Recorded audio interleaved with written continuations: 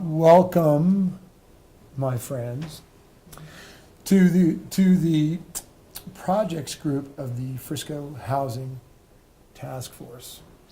And we've been, since May, as you all probably know, since May, we've been trying to identify opportunities within, primarily within the town of Frisco, where we could identify potential locations to apply 5A funds to work on developing projects specifically.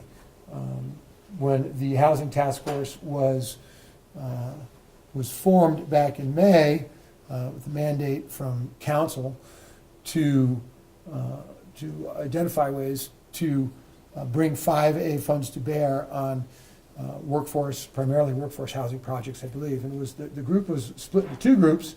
One being a group to identify potential project opportunities, and the other was called the policy group, and we are talking to them today. The policy group presented Tuesday to council. We presented, the projects group presented to council about 3 weeks ago, and this is the first time we've had an opportunity to get with the policy group. For those of you who don't remember the projects group, speaking on behalf of the projects group, I'm Dan Fallon. And I'm Lindsay Newman. Not with us today, but been very involved. We've been Mark Sabatini and Joe McGlissick. And we've been working with council person Deborah Shaner, town manager Randy Reedy. So recently we completed a charrette, and the charrette was the outcome of some work that we've done to work through some of the properties we identified primarily within the town of Frisco, and working through with some potential partners. So through that process of identifying properties and partners, we settled on several that the town of Frisco owns, understanding that probably in terms of time horizons, it would be probably easier to get projects implemented that the town of Frisco owns solely. So we landed on 3 within the town. Lindsay's going to speak with those here shortly and explain the charrette process.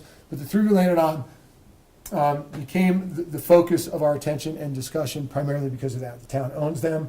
They are the least amount of obstacles in terms of process to really implement, get something out of the ground. So that being said, I'll let Lindsay talk a little bit about how the charrette worked. Sure. Where we landed.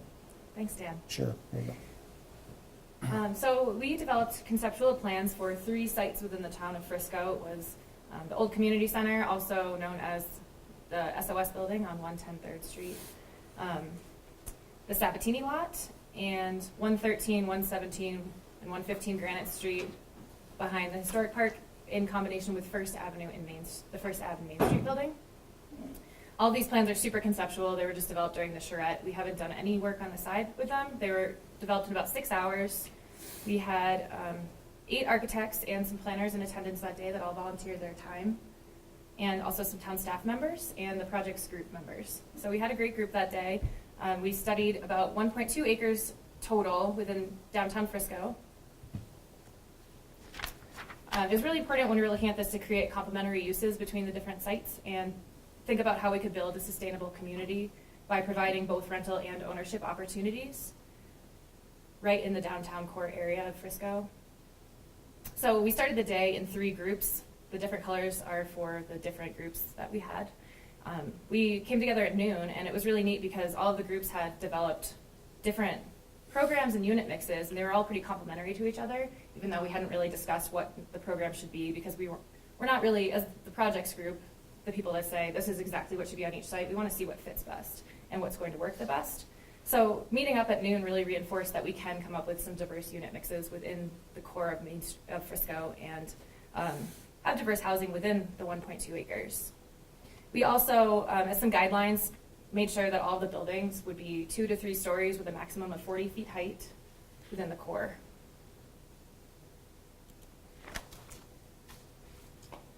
So as a lot of you know, when you're designing housing, parking can be a really driving factor. It often determines how many units you're able to have on a site, and a lot of these sites are really small. So the participants were instructed to follow the code as much as possible, but it did prove to be difficult on a lot of these sites. But we do think that this can be overcome as we discuss with the policy group some more and come up with some creative solutions for that. So this site that we're looking at right here was the old community center site. It's about 0.24 acres, and it will function best with compact building footprints and smaller unit types. So to go back, we can talk a little bit about how we landed on these three, because we looked at several other lots. Of course, we started with the big elephant in the room, which was Lake Hill at the time. Became pretty obvious that in terms of implementation, that represented the least amount of potential. So that's not going anywhere anytime soon. And because of the nature of the partnerships that would be involved to get that out of the ground, we just set that aside and started looking at smaller scale projects with a smaller group of partners. We looked at the transportation center behind Safeway, behind Frisco Station Mall. The county had indicated there was some interest out there. That didn't look like, with what they had on their plate at the time, that didn't look like that was something that we should focus on It hasn't gotten anywhere yet. soon. We looked at the CDOT lot. The Frisco Transit Center? Why did it not become a viable site? No, it still is. It's No. just it's going to be longer. It's going to be more of a medium-term project than a short-term. Okay. Yeah. So we're trying to look at stuff that maybe could get built within the next year or so, year and a half. And a lot of this is in the context of ultimately what we landed on. We looked at the CDOT lot as well. Same situation there. CDOT has that parcel bundled with some other parcels. They have their own planning going on there. It may become a viable option in probably a medium-term time frame, but we ended up looking at these sites that you saw identified up there that we focused on with the charrette, because they're solely owned by the town of Frisco. And in terms of bringing our 5A money to bear, those represented the most immediate opportunities, things that in terms of time horizon and implementation could happen very short term. So we broke that down into short term, medium term, and longer term opportunities. The county lot, the CDOT lot, certainly medium term, those are things that are going to be looked at consistently, and if that opportunity profile changes, certainly we can address that sooner. But we think between the mix of the typology that we have for sale for rent, these opportunities here will allow us to apply some 5A funds, not necessarily all for rental, also for sale, so that certainly money will be left out there if the opportunity presents itself. There'll be funds there. For rental? When we look at, and this will be more clear as we go down the road in the charrette, Okay. when we look at typologies for the types of units that are going to be built and the mix, rental versus for sale, the idea is that for sale units help you stretch out that 5A money a little bit, so you can return some of that, also while satisfying an immediate need for a certain typology, 2-bedroom, 2-bath, for example. So a lot of this was discussed in the charrette and is still, in terms of typology, things that we're talking about still right now in terms of what will have the most impact at the same time. Is there any concern about the lot? I mean, I don't know how much that community center gets used. Like, is there any concern over just losing that? There was some, like people said, it is a very viable public space and it's not very expensive. So when people have events or things, it's kind of accessible and sort of in a social equity kind of way. It's not Right. expensive Yeah. space for. And to some degree, So that did come up. and our job, as we understood it in terms of the project group, was to identify potential. There's a policy side on that certainly the council would have to evaluate. So as that process moves forward, you agree that that's going to be considered to become more apparent, I would think. But from our standpoint, that's certainly a viable housing location, so that's why we're presenting it. Okay. One of the things we talked about too, and I looked at this as an opportunity to look at due diligence options, and typically in a due diligence option, you begin outward on the outside and move in. One of the things that came up with the use or reuse of the community center is, are there other places that could host similar venues? Yes, First and Main, the Peninsula Recreation Area. Yeah, meaning there is space available. That space available is useful, I mean, for civic use, for public use. We discussed a little bit too, is there an opportunity to rent those spaces? And the answer is quite possibly. There's a lot of conversations going on within the town right now too, and one of the difficulties you have when you have a very specifically focused goal like we have with housing right here is that you look at all the resources that are within the town right now, and there are some resources that could be utilized in several different ways. And I think when the town gets involved in the master planning process, I think when you look at these disparate conversations that are going on, you've got PRA conversations, you've got marina conversations going on, and as these develop and as more funds are applied, I think you're going to see those resources applied to answer that specific question. And I think that's a broader question, and at some point, hopefully that master planning process will tie some of that together. But again, our focus was, we've got a housing crisis, and that, I think, is more ascendant to a large degree than meeting space right now. So I would certainly, that's how we approached it, but certainly hopefully that'll be in the process, that'll get answered. So back to the concepts that we developed for the old community center site. This is option A. This had a total of 16 units, and it's in a combination of studios. There's 12 studios and 4 one-bedroom townhomes with tuck-under parking off of Granite Alley. This would also require 5 visitor spaces, which are not shown. The challenge with a smaller site is accommodating the maximum number of units with parking. So that's something that we're going to have to figure out as a group, how we're going to accomplish that. We also studied this site with 2-bedroom townhomes and less studio units to see how that would fit. So we have 4 2-bedroom townhomes and 4 studio units. So we have a total of 12 units, but still 16 bedrooms. So it's just a different mix on the site to understand what, all of these can be modulated and moved around, and none of them are set in stone. It's just starting to understand the different modulations that are possible here. And there's just an example of what the townhome tuck-under parking might look like, just a quick section. The next site is the Sabatini lot. As you know, the town of Frisco owns the eastern portion of the site, and the western portion is owned privately. But we did look at this block as a whole and design the plan so that it could be split in the middle. Should a partnership not be possible here and the town need to just build something by themselves? But we wanted to look at, if we could pursue a partnership, what would that look like? So either way, there's an option here for half the site or the whole site together. The first option we looked at did just include the in blue, which is the Sabatini lot. In red is the Glassman property, so that's the privately owned property. And this looked at just having surface parking rather than an underground parking structure to see what could be accomplished here. We could accommodate about 24 units with 2 and 3 bedrooms. We could do a different mix that would have more 1 and 2 bedroom units. The challenge here would be adding more parking. With a 3-bedroom unit, you need 2 parking spaces, and a 1-bedroom unit, you need 1 space per unit. So that's just something that we'll have to work through. The last 2 concepts I'm going to show you both incorporate an underground parking garage on the entire site. The parking garage would hold about 114 spaces. Approximately 50 of those spaces are on the Sabatini lot.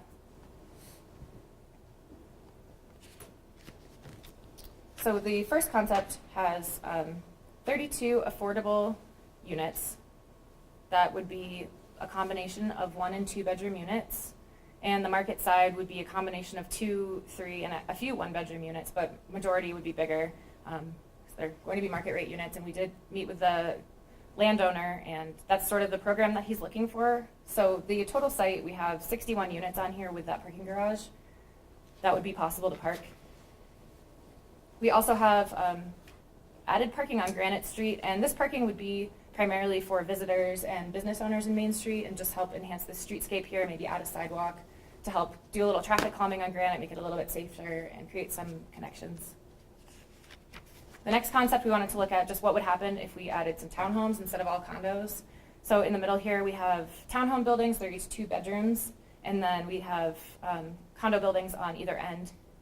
And so on the affordable side we have 20 units, and on the entire site we have 38. So obviously you get a lot less in when you incorporate townhomes, but there's a lot of open space, which is really nice, and the townhomes have some pretty nice private yards back here with decks, and then open green space here and here for the condo buildings. And the last site that we looked at was the combination of First and Main and 113 Granite. So the group working on this site studied the relationship between the buildings and the park, because that's a really important connection to make there. They also considered the cultural history and importance of multi-use building at First and Main. We know that that site has been studied, and there's been a task force in the past looking at the First and Main building. But we just wanted to look at this, and as Mark said, just understand what sort of housing could fit here and what other uses could be incorporated, so that going forward in the future we know what the potential is of this building. Both of these sites obviously don't need to be developed together, but we wanted to just study the cohesion between the 2 sites and understand how they can work together. So the First and Main building, as shown, is 24 for-rent apartments, and they're all 1 bedrooms, so they're all smaller units. And the townhomes would be 8 for-sale townhomes. And this group also took it to the next level and did some enhanced connections through this alleyway, trying to make it a little bit nicer and bring people into the historic park from First Avenue as well. These are some of the floor plans for the 2 different buildings. First and Main would require underground parking because it is a fairly small site also. And the way that it was drawn with this group was it would have 2 floors of apartments. The ground floor along Main Street would be multi-purpose, so it could be commercial, it could be community space.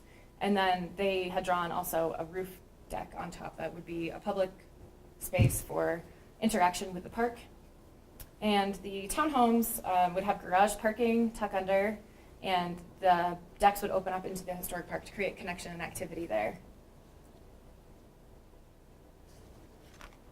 So the next thing that our group did after the charrette was complete was to just run a quick cost analysis for each site and try to understand how we could better prioritize these projects and what's really going to work the best. We also wanted to give council a little bit of understanding of what the cost might be for some of these different projects. And we studied the profits and losses for sale and for rent programs. All of these are based on 100% AMI just for an average to work off of. So the Sabatini lot, the for sale, this is the for sale option that doesn't have a parking garage. So as you can see, we have $144,000 offset there, which isn't not as much compared to the $10 million that would accompany the for rent with a parking garage, for an example. Because the parking garage can really drive up costs. On the old community center, you can see here that we added some for sale into this option here. And you can see the total revenue line here at 1.6 million really helps to offset the cost of rental housing. And then the last option here, 113 Granite, the townhomes at for sale, would really give the town a little bit of profit actually in the return. So that would be a great, we're pushing this as potentially a good starting point for the town to get a little bit of money to put towards maybe that rental project that is going to be so expensive. And then the last First and Main, obviously this is going to be a lot more expensive, and we cannot use all 5A funds for this because it's not all affordable housing. So that's just something to consider moving forward, how much that may cost. We also did a really quick schedule just to show the council we need to get an RFP process going as soon as possible if they do want to get something constructed in the next year. And this schedule, I would say, is pretty aggressive. So I'm not sure that we'd really be able to complete something by October 2018 to April 2019, but it is potential if we were to really get it started as soon as possible. A couple of comments. With respect to the cost benefits, those are preliminary based on real-time or current real-time data that is available from other projects in the county. Meaning, about as far as we went was how much per square foot for a mid-range product that's destined or determined to be workforce housing. We looked, point number two, we looked kind of outside the box in with some assumptions as to use, as to, with the First and Main property, for example, we had to look at housing being a component of that project. Given its proximity to Main Street, there are other uses. And the point is that housing is not the highest and best use for that particular parcel. Third point, we looked at what can come out of the ground now, which is why we honed in on 113 and the community center. The big bang for the buck there is because the town owns that without any debt, it would be certainly very easy to move a project forward with 5A funds or in conjunction with, a builder developer and sharing that funding stream, sharing that land. All right, so I think that concludes the presentation if we want to open it up to a discussion.